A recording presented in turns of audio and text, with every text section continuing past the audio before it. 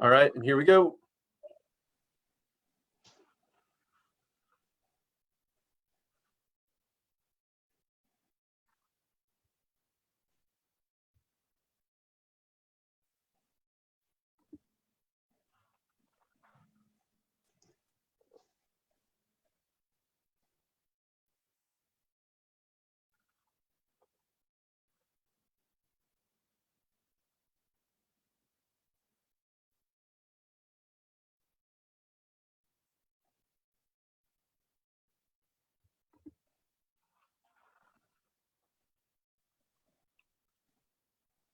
You are watching the live stream of the 2020 Celebration of Teaching and Learning. Welcome to everyone who is joining us live during this 3 o'clock hour, and to everyone who's watching the recorded version, thank you so much for taking an interest.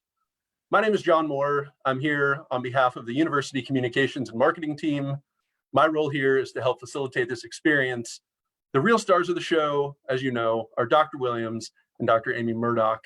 I'll turn it over to them momentarily, but first, a few bits of housekeeping as folks are coming in. During the course of Dr. Murdoch's keynote, we want to make this interactive, so you'll have a couple opportunities to jump in with questions. So we really want to encourage you to go ahead, make use of the comments box there on Facebook, and we will get to your questions in time. Also, we want to encourage you to stick around through the very end of this, which should be around 4 o'clock, for some student presentations, which come from Dr. Tracy McDonough's class. These are about domestic violence, and it's a really important project. As you know, historically, the students have played a big role in the celebration of teaching and learning, and we want to make sure that their spirit is infused in today's broadcast. Now, without further ado, please join me in welcoming our leader, Dr. James Williams. Thank you, John. Good afternoon on this beautiful spring day. On behalf of the students, the faculty, the staff, the alumni, and the Board of Trustees, and in honor of our foundresses, the Sisters of Charity of Cincinnati, I welcome you to this year's edition of Mount St. Joseph University's annual celebration of teaching and learning. Teaching and learning has always been, and even during this very difficult time, remains at the very heart of Mount St. Joseph University. Today, we are motivated and even inspired by the teaching and learning that continues to take place in the Mount. Indeed, we're particularly proud of the energy and enthusiasm with which our faculty, staff, and students have adjusted to the new normal of our Keep Teaching and Keep Learning online initiatives. As we celebrate our 100th year of existence, the Mount community understands that to not only have survived, but to have thrived over this time has meant that the university has not only accepted change, it has embraced it. That is what we have done, and that is what we will always do. We are committed to the Mount's mission, vision, and values, and daring to risk a caring response, both within and outside our campus community. In fact, it seems appropriate that I ought to take at least a quick moment, and all of us ought to at least thank all of our Mount alums, particularly healthcare professionals, who are daring to risk a caring response in response to this COVID-19 crisis. We have our professionals all across this community and across the nation who are daring to risk themselves for the selfless goal of trying to make sure that our communities are safe. So I want to thank them. So please join me in thanking them for the work that they're doing on all of our behalfs. Hear, hear. Of course, here at the Mount, we stand on the shoulders of our foundresses, the Sisters of Charity of Cincinnati. The sisters' commitment to excellence in education has and will continue to endure and thrive throughout this and whatever new normal happens next. We know that we're going to be prepared and able to adjust to whatever is necessary. Although the learning environment at the community has changed for the time being, our commitment to our students certainly has not. We are proud to continue the Mount's annual tradition of celebrating student and faculty excellence and achievement. Although we're not able to host a celebration of teaching and learning in its usual format, obviously due to all the restrictions and circumstances related to COVID-19. We are thrilled to be able to host the campus community as well as the community at large as we celebrate teaching and learning today. This afternoon, we are blessed to hear from Dr. Amy Murdoch, professor in the Mounts School of Education. She comes to us with a very timely address entitled, "The Power of Early Education in Reducing the Effects of Poverty, Project Ready." This presentation illustrates the power of early education in reducing the economic achievement gaps that plague our schools. Dr. Murdoch will describe her ongoing research project that focuses on the creation of an open access preschool instructional program. She will share the dramatic results of this implementation with the local schools serving children in poverty who are dual language learners. The goal of this project is to use the science of early reading and learning to create robust instructional materials that are accessible to any educator who needs them. This will ensure that all our children are provided a strong early childhood education. Immediately following the Q&A session with Professor Murdoch, the program will transition to electronic poster presentations given by students in Dr. Tracy McDonough's Psychology 212 Domestic Violence course. We hope you can stay with us for these thought-provoking presentations as well. And now, without further delay, I give you Professor Amy Murdoch. Thank you, Dr. Williams. All right, so I'm just going to share my screen.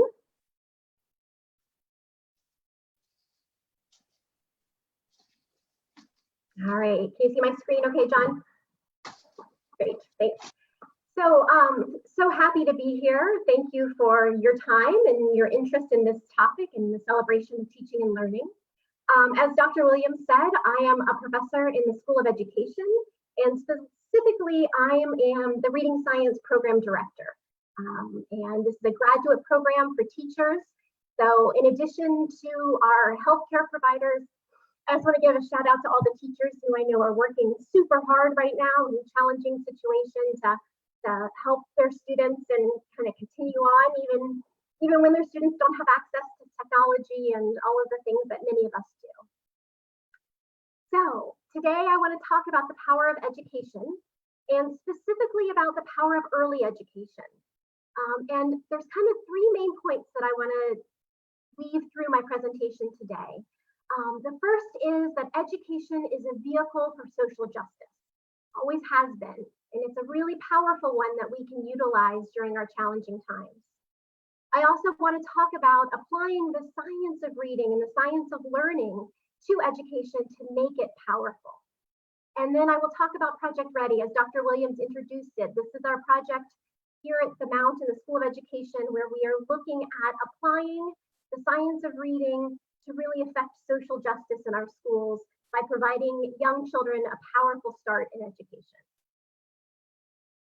So I want to warn you, I'm going to start with sort of a little bit of a depressing message, but quickly it gets hopeful and happy. So we know in our society, our children face many hardships. And these are hardships that are no choice of their own. They are simply by the circumstances of their birth, they are entered into this world facing some challenges. The big one that I want to highlight is in Cincinnati, more than 40% of Cincinnati's children are living in poverty. And that's a startling statistic, especially when we know all of the challenges that poverty brings in terms of access to healthcare, technology, education, and so forth. We also know that our children unfortunately face trauma that also impacts their success in future life. And we know these are risk factors. It's not that these are automatically equal to a negative life outcome, but these are factors that make it more difficult to have a productive, happy life. And so in psychology and in education and social sciences, we talk about risk factors to look at, but then we also talk about protective factors. What are those things that we know that we can provide to humans, and in this case, young children, to provide a way to deal with circumstances that can be a powerful way to have a productive and happy life. And we know education in general is a powerful protective factor. If we have access to high quality education, many other social ills can be mediated. And we know specifically within education, reading is a powerful protective factor. Children with low reading skills in elementary school have a greater likelihood of experiencing a variety of life-changing challenges. Teen pregnancy, school dropout, drug abuse, unemployment. In fact, you can look at almost any negative life outcome, and low reading skills are quite often a predictive factor there.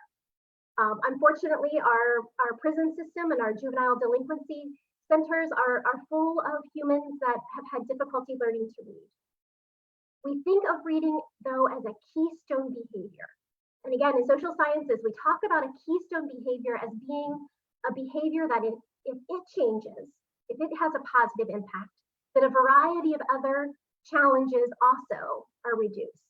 So if you think about a child who comes to school and they have a lot of concerns, they have difficulty with reading, they have difficulty with math, anxiety, behavior concerns, impulse control. We know with that litany of concerns, reading, if we can affect reading and help that child learn to read better, then those other behaviors will also be mediated and have more positive outcomes.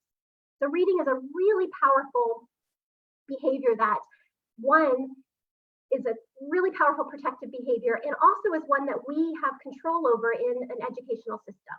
And we know how to do it and how we can help children enter the world of reading well. I think this quote is powerful, speaking to that idea of a protective factor. One of the world's leading experts on trauma said this: the research shows that the single most powerful predictor of the ability to overcome trauma and survive their circumstances is the ability to read.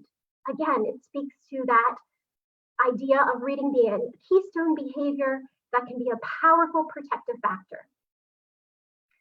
Unfortunately, overall as a nation, we are not doing so hot in terms of producing children who can read well. This is national data. This is the National Assessment for Educational Progress. Some of you may know of this as the nation's report card. This is a sample of reading skills that is done across the nation, and it gives us a gauge on where we are as a nation in terms of reading skills. And in 2019, the most recent NAEP data, it showed that overall, 34% of fourth graders are reading below a basic level of proficiency. And if we look at the achievement gaps, we see a very large achievement gap when we look at children who are living in poverty, as measured by free and reduced lunch, compared to those who are not experiencing poverty. And we see this gap not only in fourth grade data, we see it in eighth grade data, we see it in high school data, and we actually see it much, much earlier. So in education, we talk about this as not being a fourth grade reading crisis, but we see this very early on. We see differences in readiness skills that children come into kindergarten with.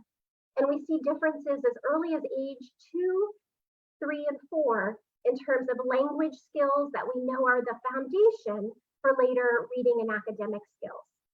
There was a classic study by two researchers, Hart and Risley, that has been replicated many times by other researchers that really showed that as early as age 2, and they looked at a group of children from age 2 and they followed them through age 4. And then they actually did follow-up all the way through their elementary school years. And they could see a difference in terms of the language skills and the language input that children heard very early in life. And they saw this difference by economic level.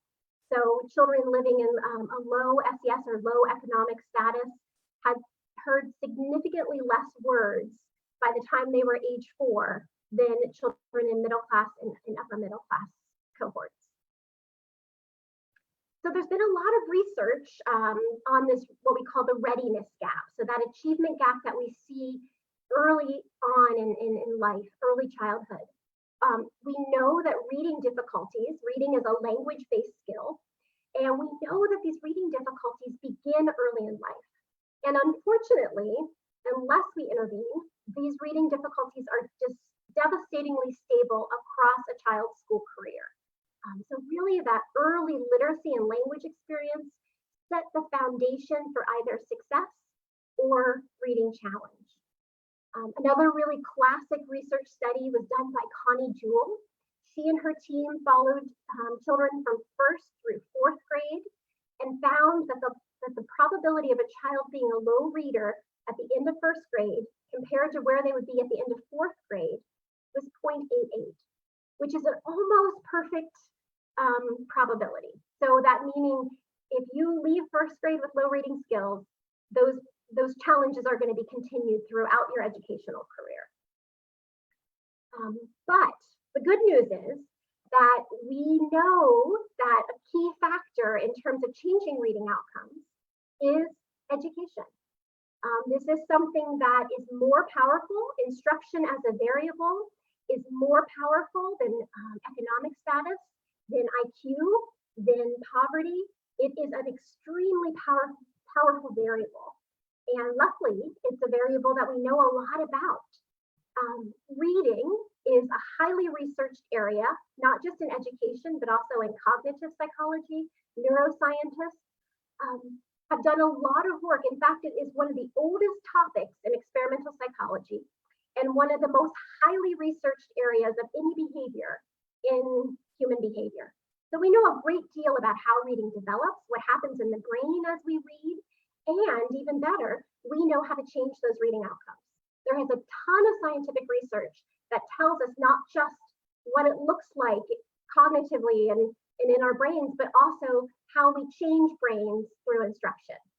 So I love this quote. With the scientific discoveries that began over a half a century ago, we now have the good fortune of holding the keys that locks the bar for far too many children from having full access to society.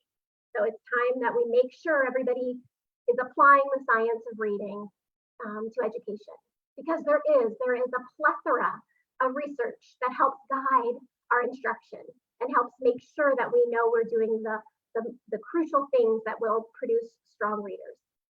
Because reading is a very complex skill.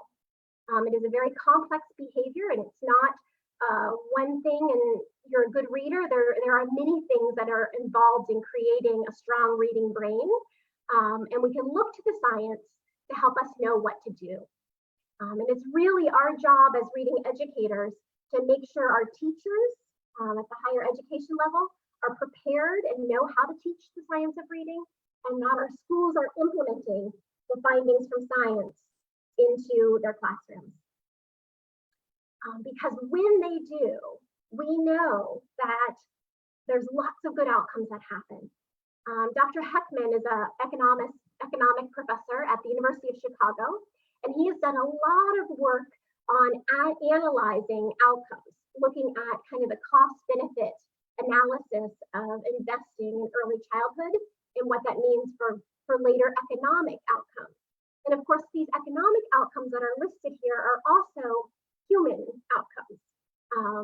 So we know that if we invest in early childhood for children who are living in poverty, if we look at programs from birth to age 5, we can reduce that achievement gap that I showed you. We can reduce the need for special education, which is a very costly form of education. It's important and required and needed, but far too many children are in special education who could have been taken care of through preventive efforts. We can also increase the likelihood of healthier lifestyles.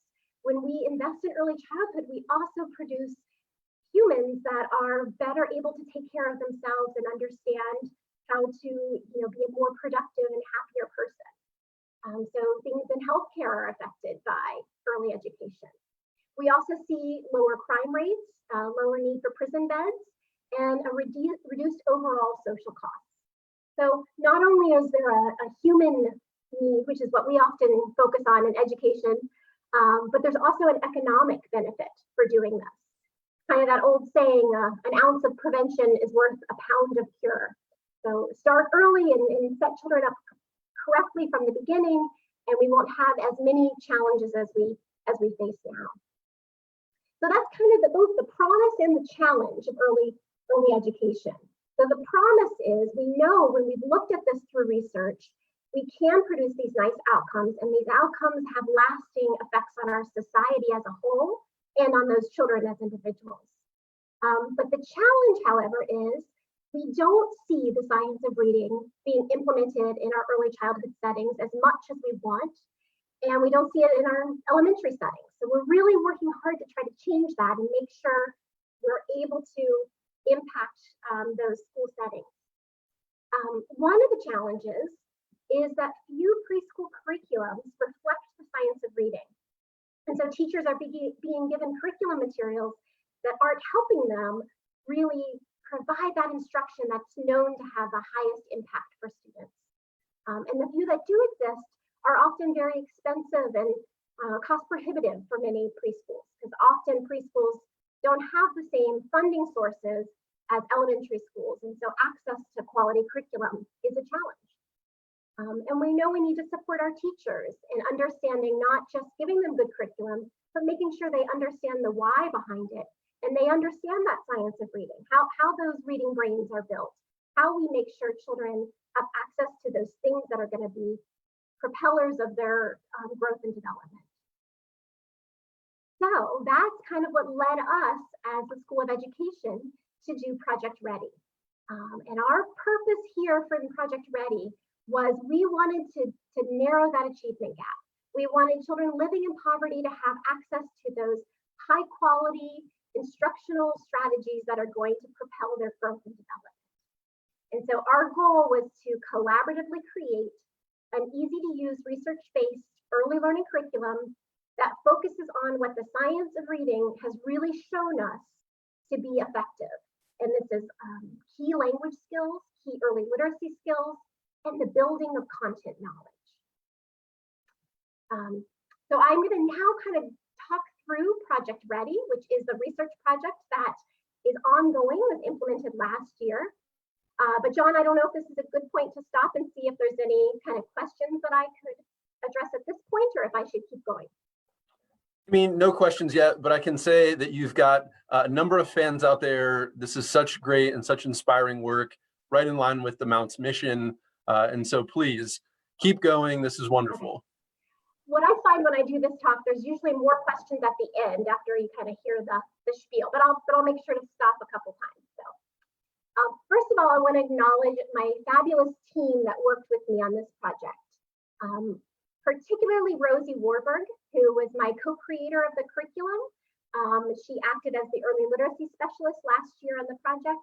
And then I had just an amazing advisory board. And I should say Rosie Warburg is an alumni of the Mount, reading science graduate, as are many of the people on our advisory board. But this board of professionals who work in a variety of different capacities in public education were key in helping us create something that was both research-based, but also highly practical. Too often we create things in a research-type setting that isn't actually practical for real teachers to implement.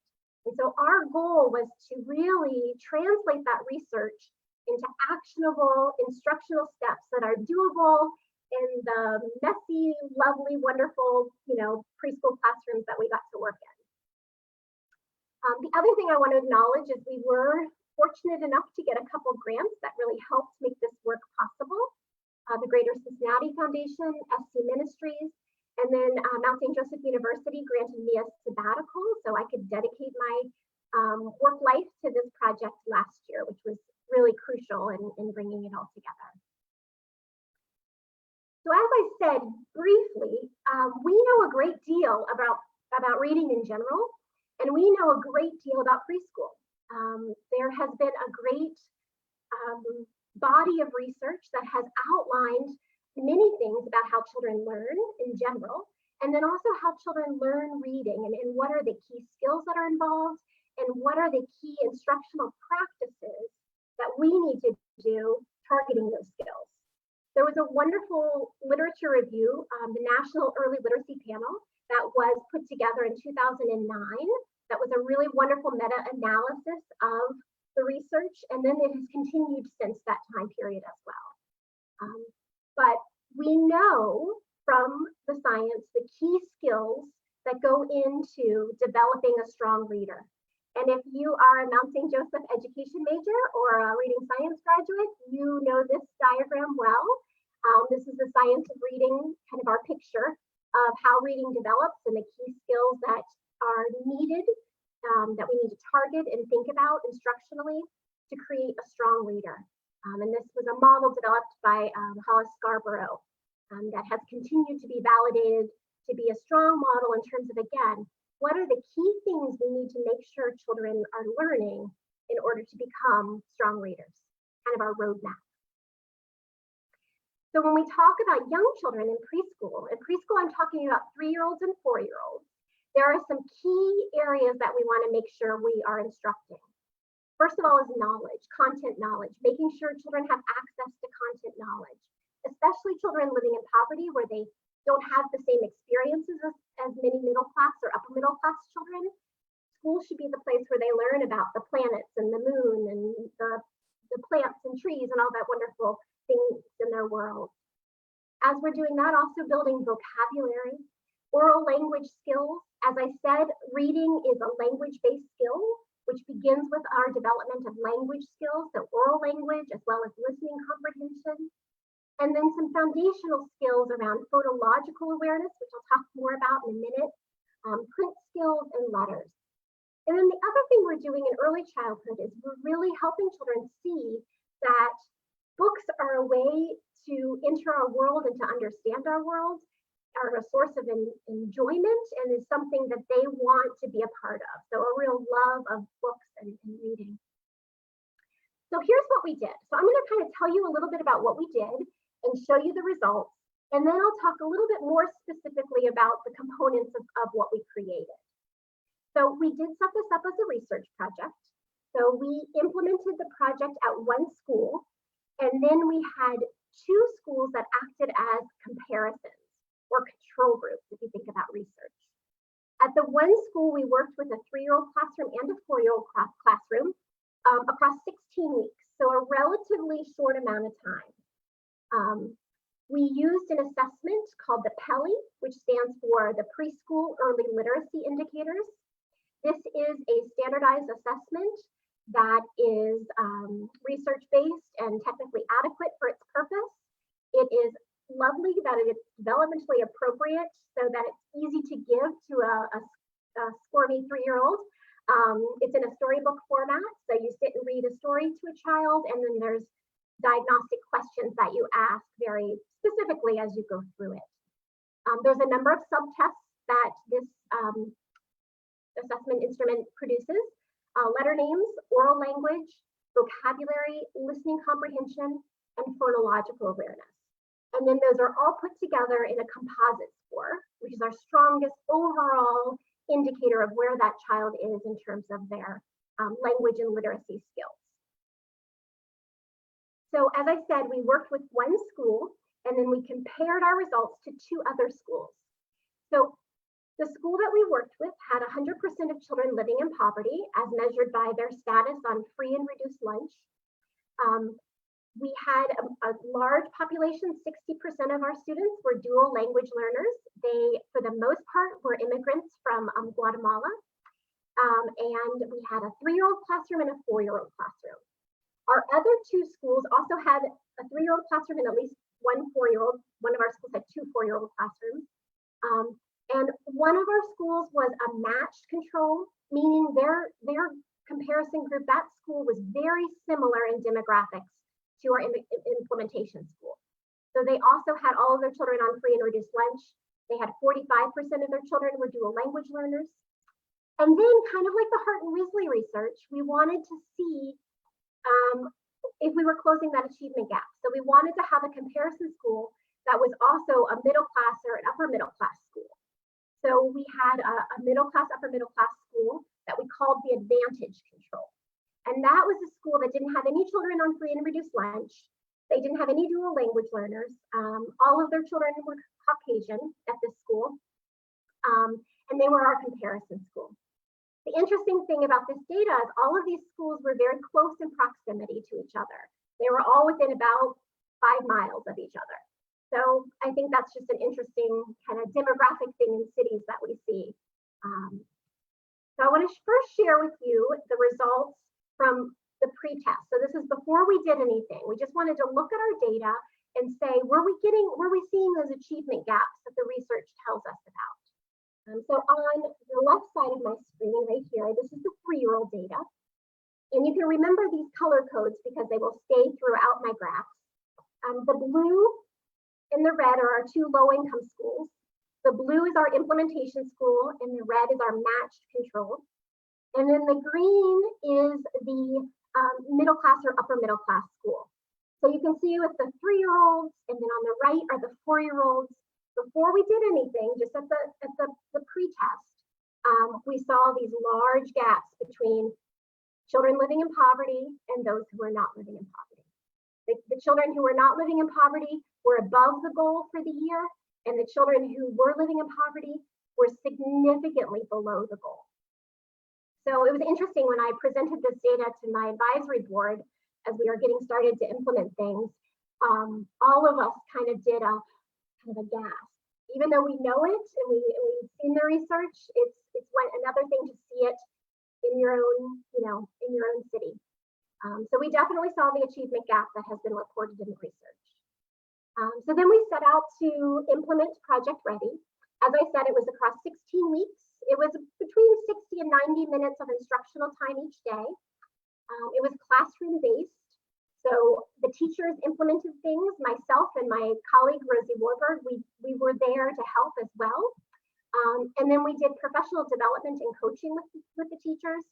We had a family education program that we did. And then we implemented playful interventions for children who were having challenges. So I want to tell you more about those things, but I want to first show you the data. So get ready. This is the best slide in the presentation. This one and the next one. These are our results. So if you remember the pre-test data, this is the pre-test that I already showed you, and then this is the post-test. And my color coding is the same as what I had before. The blue is our implementation group. The red is the match control that was also low SES. And then the green is our high SES group. And as you can see, between pre-test and post-test, the slope of the line for children in our implementation group was significantly different than the slope of the line of actually either group. And we were successfully, we didn't all the way close the achievement gap, but we successfully and dramatically reduced that achievement gap. So those are our 3-year-olds. And then these are our 4-year-olds. So you see the same thing. You see the 2 lower SES groups starting low, but you see the implementation group made significant growth in terms of closing that achievement gap. The gap is much smaller here than it is if you compare the high SES group to the match control. So we were really excited about the results. And I want to point out that we did a lot of things to get the results. We did different curriculum, we worked with teachers, we worked with families, and we implemented some interventions. So it's not that this is a quick fix, not at all, but it is possible. And these are all things that were classroom-based and in the kind of control and purview of a classroom teacher. So this is just a graph that has both the 3-year-old and 4-year-old data on the same graph. The dotted line represents my 3-year-olds and the solid line represents our 4-year-olds. And I just want to point out that the slope of the lines is interesting to me, because actually the slope of the low SES group and the high SES group that were control groups, their slope, the upness, is very similar. It's just that the high SES group started so much higher. So good things are happening in all of these schools, but our goal for children living in poverty is to accelerate their growth. We don't want the same amount of growth that happens in middle class schools. We want to catch them up in the early childhood experience.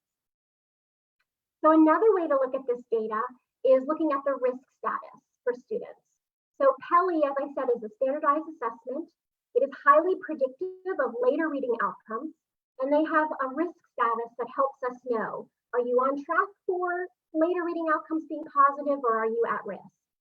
And so it's interesting to see this as well. So in our implementation group for our 3-year-olds, At the start of the project, 35% of them were above the point for risk, meaning that they're okay, they're on track. At the end of the project, though, 95% were above the risk point. Compared to the match control that was low SES, 33% were at risk, or I'm sorry, not at risk, compared to 50%. So the school did some good things and they moved children absolutely, but 95% is quite different than 50%. So again, we want to accelerate growth. Our 4-year-olds, it's interesting too. We saw dramatic growth. And if you think about if we can start 3-year-olds, and then those 3-year-olds have a whole nother year of preschool, what could this data look like? That's what we're doing moving forward. We want to implement across 2 full years. So again, we saw some dramatic changes in risk status, which we were really, really happy to see. One point that really kind of jumped out at us at our data was phonemic awareness. So as I said, the PELI, one of the subtests is the phonemic awareness subtest. And phonemic awareness is the ability to manipulate the sounds in words without print in front of you. So things like rhyming, cat and mat rhyme. The first sound in cat is k. All of the sounds in cat are k, at. These are all activities that are in the realm of phonological or phonemic awareness. And we know this to be a crucial skill. Actually, research is showing us more and more how crucial this skill is in terms of later reading success. So it's a very foundational skill that kids who have it and have strong phonemic awareness skills go on to be strong readers. This is a skill that is actually a hallmark of dyslexia. So if a child is very weak in this skill and they've had good instruction, that's often a child who may be a child at risk for dyslexia. So it's a key reading skill. And I want to share with you our phonemic awareness data, because I thought this was very interesting. So again, same colors. Our blue is our implementation group. And look, our implementation group outperformed our high SES group. And this was an area that when I met with the teachers after the assessment time period, because with all the schools, I shared their assessment results and we talked through their assessment results. This was something that the teachers really asked for more information about how to teach and how to teach well. It's something that is often in preschool programs, but it's kind of scattered in and not thoughtfully and systematically developed. And that's what we did, is we very thoughtfully developed these skills. So our 4-year-olds, very similarly, they outperformed the high SES group in terms of phonological skills, which was very exciting. So very teachable skill, and we can see dramatic change when we teach these skills. All right, John, do I have any questions that I should address now, or should I keep going? Well, Amy, this is just amazing. We did have one question come in, and this was from the perspective of a parent and looking at the school that their child attends, how they might be able to detect whether or not the practices you're speaking about are in play in the school. And if you want, we can hold that till the end, but that was the one question we had come in. Yeah, that is a really wonderful question. And actually in the reading science program in general, we get that question a lot. I get calls from parents, all different grade levels of children, talking about how can I make sure, how can I advocate for my child's school doing these practices. And there's a couple resources that I'll point parents to. My favorite resource for parents is a website called Reading Rockets. It's actually funded through PBS. They have a PBS connection. Wonderful information on that website. And they have a parent section. And one of the things they have in that parent section is they have resources for parents, kind of like a checklist, to have a conversation with your child's teacher about, is my school implementing things that we know from the science to be powerful? And that can be an opening conversation with a teacher. The good things that are happening is that we are seeing changes in education. There is a new awareness that schools of education, like where I work, need to do a better job of teaching the science of reading. And schools that historically haven't been doing that are beginning to move towards that. And so there's a lot of hope, but it's smart as a parent to look into this and to ask questions. We've seen actually some of the movement happening with parents, really changing schools for the better, as well as teachers being advocates for their schools to move towards a science of reading practice. The other resource that I'll share for everybody who might be interested in this topic is there's a wonderful podcast series by Emily Hanford. It's called Educate. And Emily Hanford does a series on the Educate podcast around reading science and dyslexia. And she has a number of podcasts that are really focused on parents as well. So Emily Hanford is somebody to check out if you want more information as well.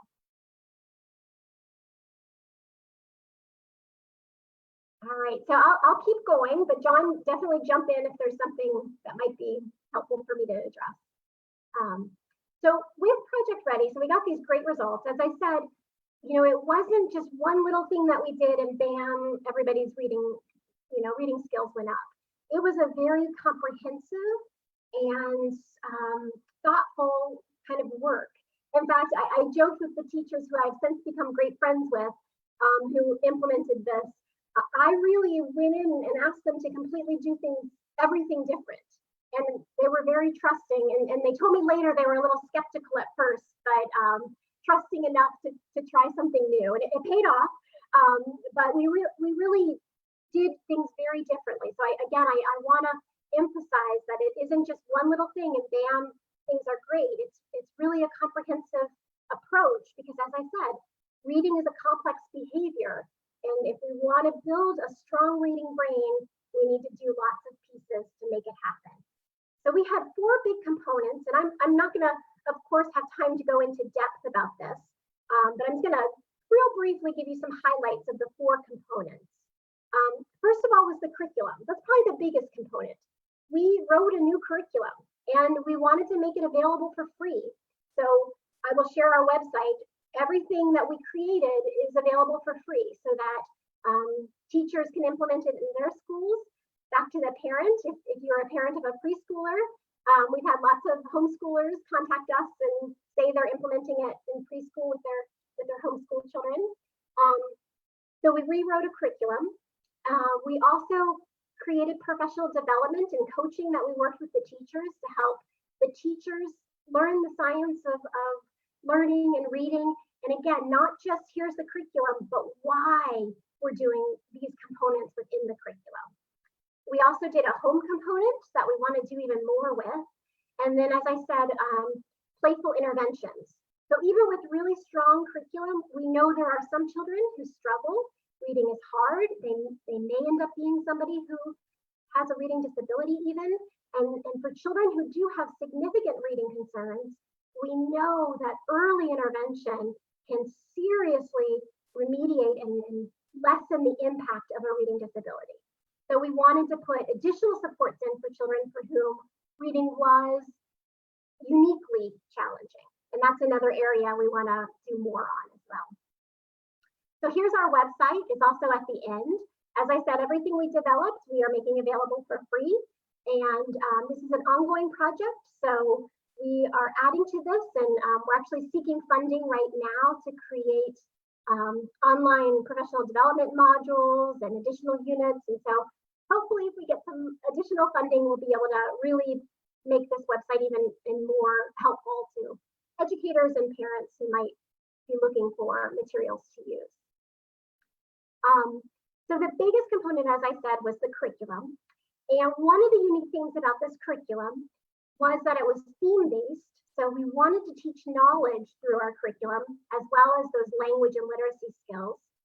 And we wanted to have a heavy emphasis on high-quality children's books. So based on a theme, we had a collection of 20 to 25 children's books for each theme. So each theme, whether we were doing math instruction or language instruction, all focused on the same theme to really develop their knowledge as we are also developing their language and math and literacy skills. So here's just a quick sample of the themes that we did, and then also the sub-themes within the broader theme. We alternated after kindness was our kind of foundation theme, because, kindness, that's important for all of us, especially at the beginning. And then we alternated between a geography and a history theme and a science theme. So again, all of this is also on our website if you're interested. The other thing that we did is we really had a big importance on kind of closing that research to practice gap. So we wanted to make sure that the skills we were focusing on were the skills that the research tells us are key. So we made sure that we embedded instructional routines that focused on those key skills and outlined those practices for teachers. And we heavily used predictable routines. This is key for teachers to really master something, but also we know just in learning theory in general, we know young children really thrive under predictable routines. When they have a predictable routine, then the actual instruction can kind of fade away and they can focus on the content that's being delivered. They're less wondering what's going to come next, and they're more focused on, I know what's going to come next. I can focus on what my teacher is telling me and teaching me. That's crucial and underutilized in our educational system. So we had a routine for kind of our whole group instruction on a children's book. We called it the 1, 2, 3 book routine. And for each lesson, we outlined kind of what the teacher would do, as well as kind of anticipating questions that would come up. And here are the key things that we want you to ask and engage the children in as you read this book together. We did the same thing with our small group routines. So we had a math routine that we did. And then, as I said, we had a big focus on language because that's a foundational skill for reading. And so we had 3 different language routines that we worked on. We did the retelling of the whole group book using our 1, 2, 3 book routine. And then we also had what we called telling terrific tales, which didn't use a book. It used a telling of a story and then having the children act it out with puppets. But again, it was a very specific, systematic, structured literacy routine that we used. And then we also had a structured routine around wordless books, again, really to try to promote oral language, we called our routine SAMMY. So each unit had these routines, but the books and the themes changed across time. But again, the routine stayed the same. And then the alphabetic small group, this is where we taught letter knowledge as well as phonological awareness. This also had a structured literacy routine that was always done in small groups with people. So we also, as I said, did some work around teacher professional development. We did that in terms of traditional kind of professional learning opportunity and then also coaching. And it was really important for us to get that collaborative feedback from the teachers. And they provided us great input that we used going forward to make sure the program was, user-friendly and so forth. We also did work with families. We had, across the 16 weeks, we had 3 family meetings where we talked about components of the classroom curriculum and how they could do some of those things at home. So we did kind of a make it, take it kind of activities with families. And then the thing that we did that worked the best, that we really want to expand upon, is we created books that children would take home to their families and read, not really read, but share with their families. And this was what they had learned at school. So at the end of each unit, we had a what I learned at school book, where the idea was the child would tell their grown-up the things that they learned. And this became a really powerful piece that worked really well, and we want to expand upon this further in our continued work. And then, as I said, we created what we called playful interventions for children who needed some additional support in learning some of those key literacy skills. And again, there's more on our website if you're interested. Just to kind of, this is another area we will really want to explore further in our continued research. Those kids who are trickier to help gain those early reading skills. So as I said, we got great results. The other thing that we looked at in terms of the research was, it's of course wonderful to get great results, but we want to make sure that this is sustainable going forward. So we really got a lot of input across time, and then summatively at the end from our teachers. Did they like it? Do they think it's valuable? How can we improve it? And we took a lot of their suggestions in terms of ongoing and how to improve things. But our teacher acceptability data was as good as it can be. And really, the real proof was the teachers continued to implement it even without funding or support in the following year. And we've done some creative things to make sure they get the materials they need, because the program last year was just 16 weeks, and now they're doing it across the full year. So the teachers do continue to use it. And this is my absolute favorite quote from one of the teachers, that actually I'll try to say it without tearing up, because it really hits me, because this is exactly why we did this work. So when asked, what do you want to be when you grow up? My preschoolers are now telling me they want to be an astronaut, a scientist, a veterinarian. In the past, they would say a mommy, a daddy, a princess, occasionally a garbage man. They now know many options, exciting options, and it's because of this curriculum.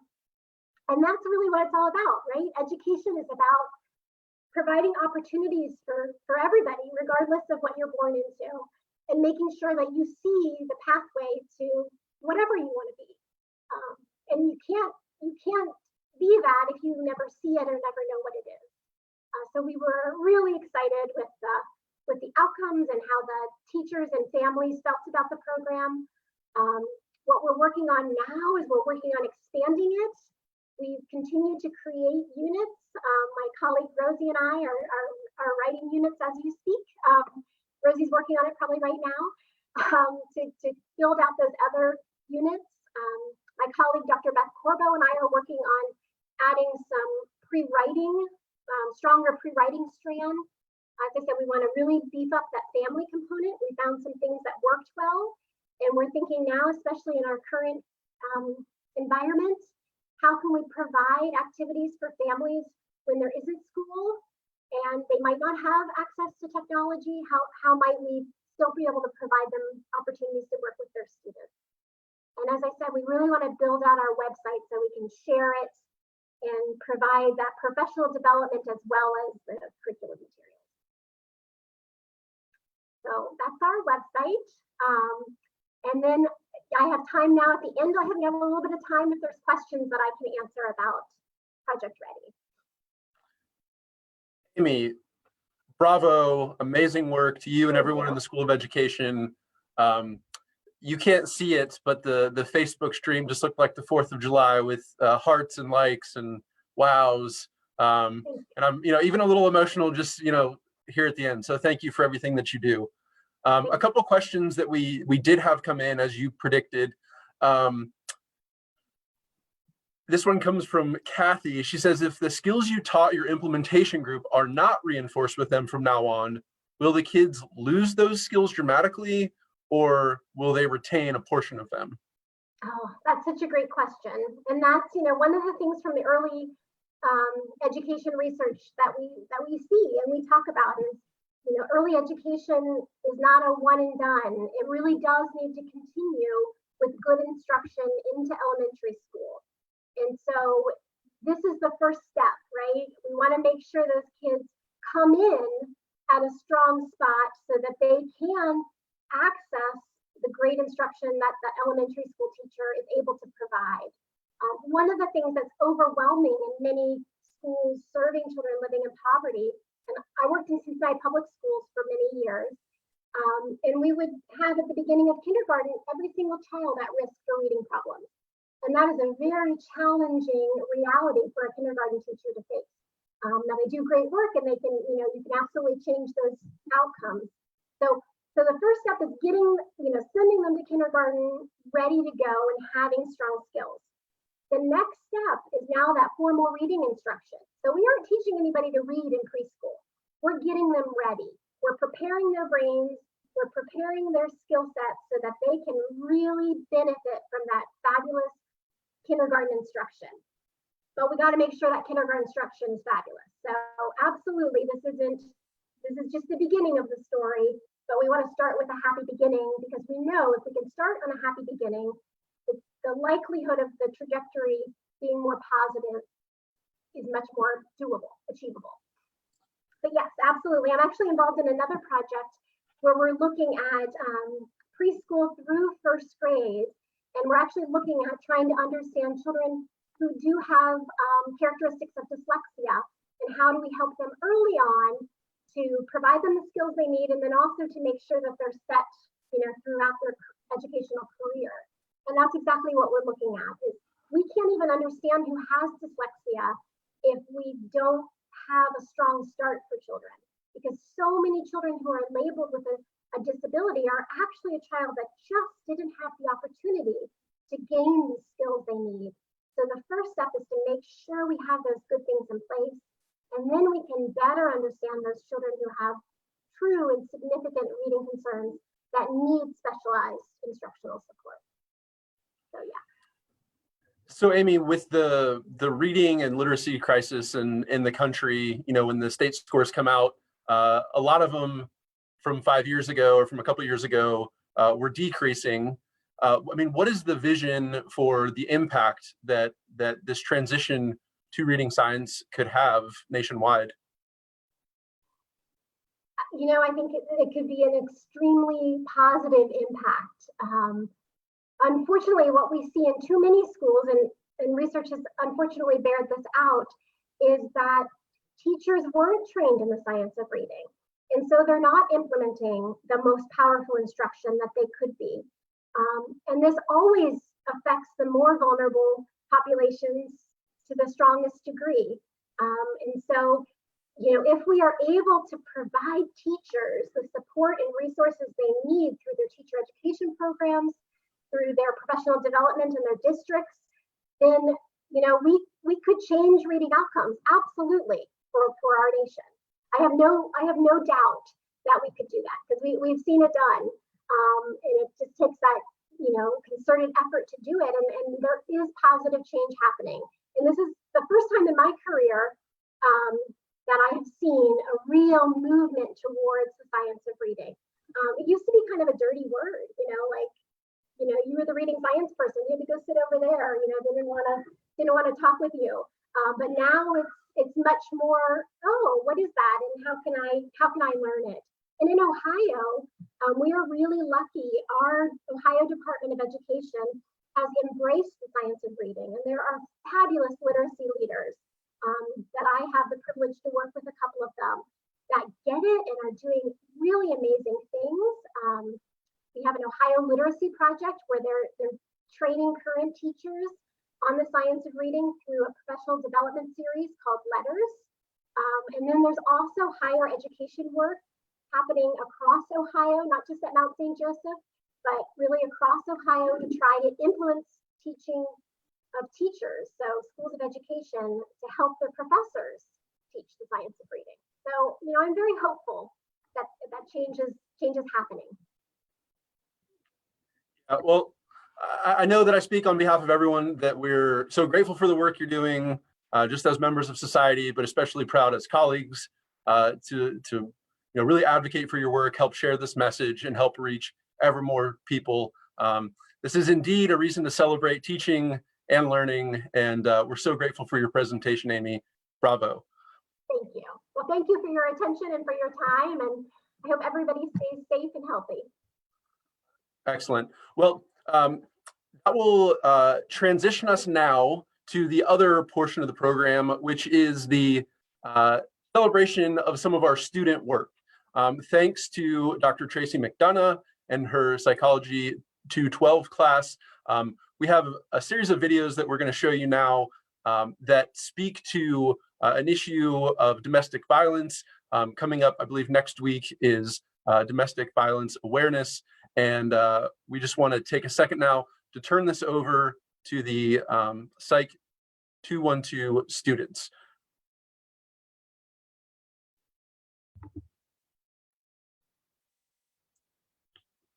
All right. That not working? One moment, please.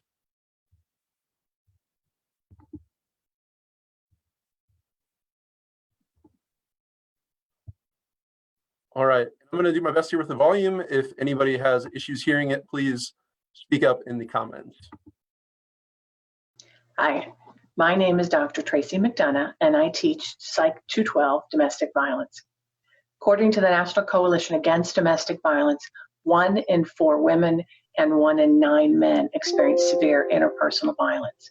And that includes 20% of college students currently in a violent relationship. With the advent of COVID-19, we are seeing domestic violence rates increase across the globe. That includes double-digit increases in various U.S. cities such as Charlotte, San Antonio, Pittsburgh. So it's important to raise awareness to this problem. In the course, students are asked to create something that raises awareness to the problem of domestic violence that would be on display during Celebration of Teaching and Learning Day. The assignment's been modified such that they can create something only using items in their home and to record short videos presenting their projects. Those videos have been compiled for you here. Like every year, you're going to see lots of cool stuff. You're going to see lots of purple because purple is the color of bruises. So please enjoy these projects, but at the same time, use your voice to raise awareness to the problem of domestic. Hi, my name is Katie Vickers. I am a junior social work major with a psychology minor. Today I'll be sharing my presentation of domestic violence awareness. For each slide, I have taken pictures for different types of domestic violence. There are many other forms of abuse other than physical abuse that most people do not think of or are aware of. And to each slide, I have a different story, a link to a different story from victims of that type of abuse. The first slide is emotional abuse. The second slide is isolation and control. The third slide is verbal abuse. And lastly, physical abuse. Hi, my name is Lexi Wyatt and I'm an education major, and I decided to draw this. This is a picture of a girl who has a pair of hands covering her mouth right here. This shows domestic violence because victims are afraid to speak up about their abuse. Hello, my name is Kaylee McGinnis, and I am a psychology major here at the Mount. For my Celebration of Teaching and Learning Day project, I have taken a picture which features a male abuser looking upon his bruised and bloody hands with the quote written on top of a mirror, "Love isn't violent." I chose the "Love isn't violent" quote because it reflects upon what women are often told when they are younger, that if a boy is mean to you, that means he likes you. Hi, my name is Donald Wilson, and I am a criminology major. And for my project, I did a acrostic poem in regards to domestic violence.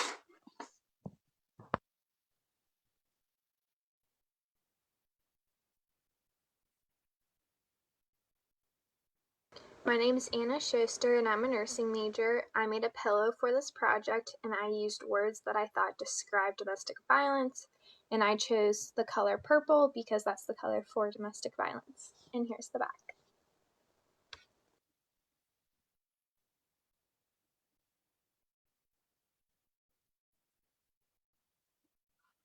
My name is Emma, and this is my Celebration of Teaching and Learning Day project. I'm a sophomore psychology major.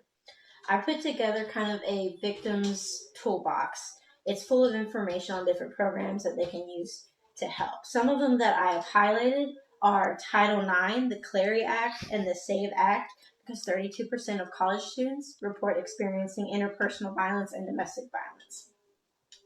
Some of the other resources that I've highlighted in this are the Daybreak Shelter in Dayton, Ohio, which offers mental health services, emergency shelters, along with permanent housing, and they also help with job readiness to get women and other victims back into the workforce. Another program that I've highlighted is the Women Helping Women. They not only do advocacy for victims, but they also do education for communities, schools, and different companies and workforces. So they also offer hospital companionment, 24 hours, therapy for individuals and support groups, as well as law enforcement advocacy and court advocacy, so victims are more informed when they go to see lawyers and to go to court. Another thing that's highlighted in here is batterer intervention classes for men and women who maybe are not victims but are perpetrating that and would like to get back to their families. Lastly, we have some hotlines that are highlighted in here. We have the National Domestic Violence Hotline, as well as the National Sexual Assault Hotline, and then lastly, the 1 in 6 online support line for male survivors.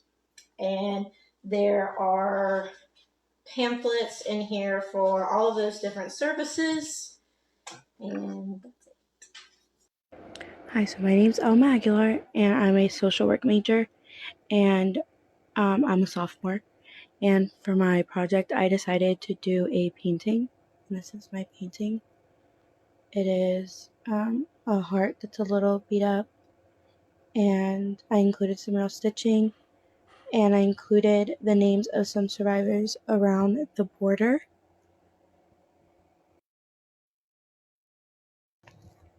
Hi, my name is Kara Barone. I am a nursing student at the Mount, and in my psychology course, we were tasked with the project of bringing awareness to domestic violence. So what I did was I sketched a picture representing the broken idea behind the just leave statement, or the why didn't the victim just leave question that is brought up a lot of times when we're talking about domestic violence.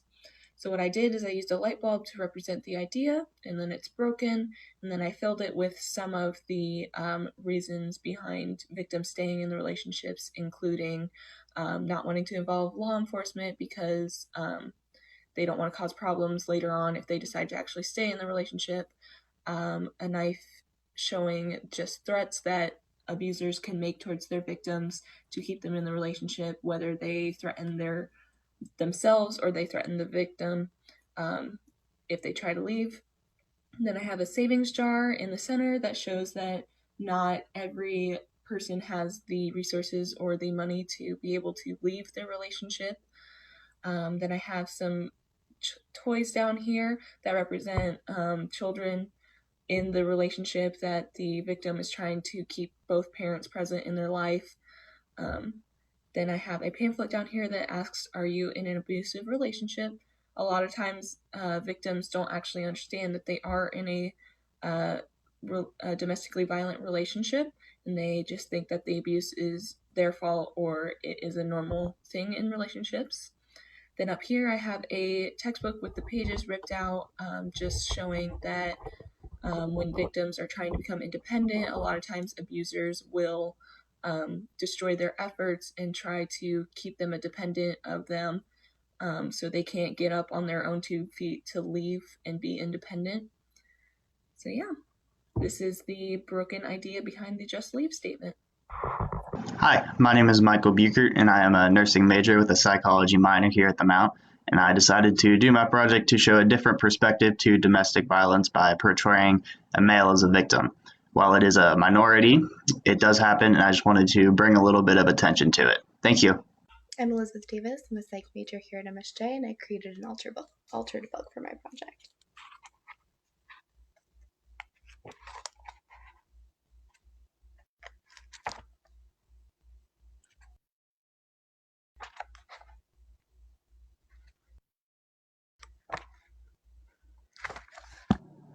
Hi, my name is Cameron McGee, and I'm majoring in psychology at the Mount. What I made for a celebration of Learning and Teaching Day is domestic violence awareness cookies. I plan to give these cookies out to all the mandatory reporters of domestic violence within the hospital that my mom works.